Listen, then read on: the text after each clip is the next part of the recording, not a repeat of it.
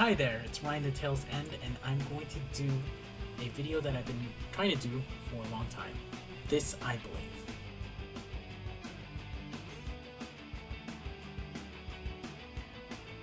For those of you who may know or may not know, this I believe was a show that was created by Walter Cronkite and was discontinued, but basically it was put on the TV to show people what were different perspectives of people in America.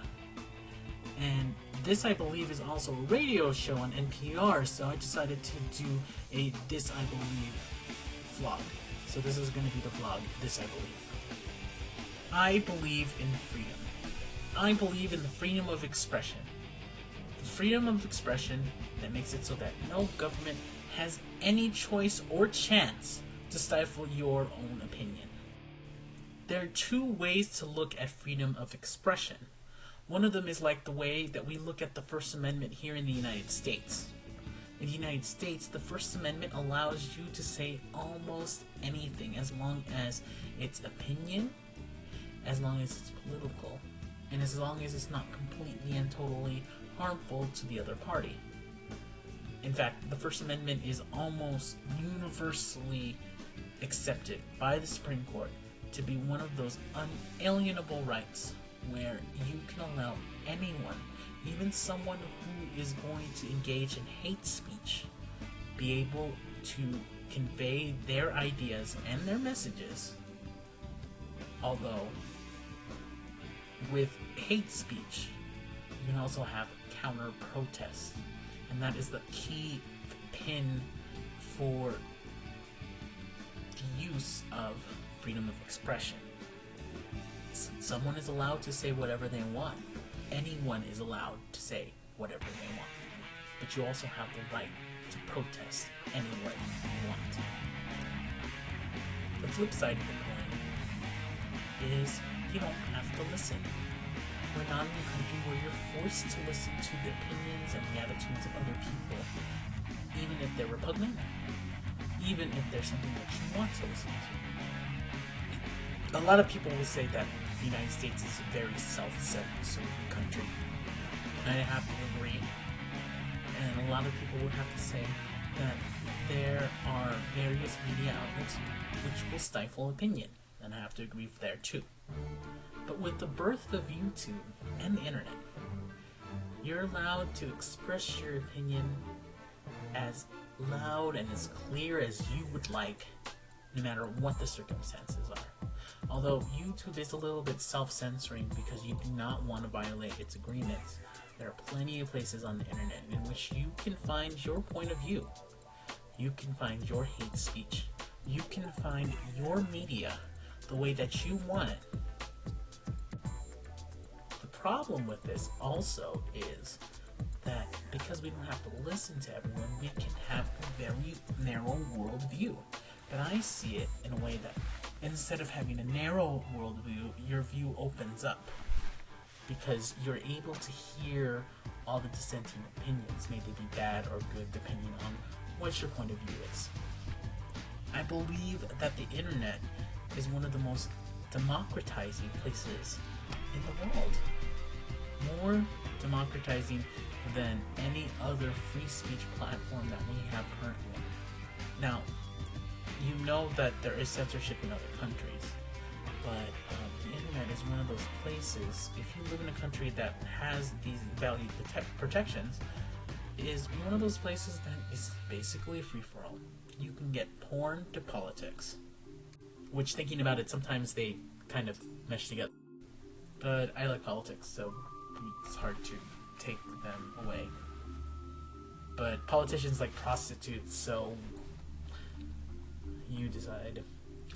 It's a place so long as we don't make completely false statements, or libel, rather libel is where you take something and slander someone libaciously, which is through literature, libel literature, writing, or slander when you speak ill about someone and you know it's completely false. or is presented as not presented as completely false. But as long as you stay within these protections, it's one of those corner points of democracy that people miss, and people don't realize is not absolute in other countries. In our country, we have absolute freedoms of expression. As long as you don't have an attitude which makes it so that you are harming children, or things like that, something that's very harmful to society. In other places like Canada and Britain, things like certain forms of pornography are not allowed. Things like cruelty to animals are not allowed, and it conforms to social norms in those countries. But in the United States, I'm not saying it should use child pornography, or if you shouldn't ban pornography or anything. By the way, I'm all for pornography.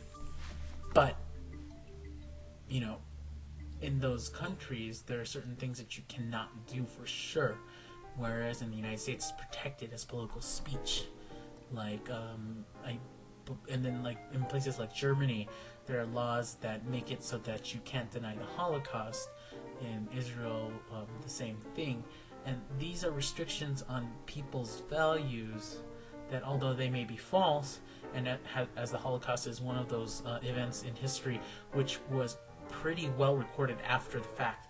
Maybe it wasn't recorded during the fact, but it was pretty well recorded after the fact, that you can say that these laws are kind of restrictive, but at the same time, these laws were based in places which saw absolute horror, something that the United States hasn't seen for a long time. I say hasn't seen for a long time because, people tend to forget things like, slavery, internment of the Japanese, colonization of the Philippines, Cuba, Puerto Rico. The list keeps going on. The killing of Indians. Native Americans. Americans probably killed Indians. Okay, so that's enough for me.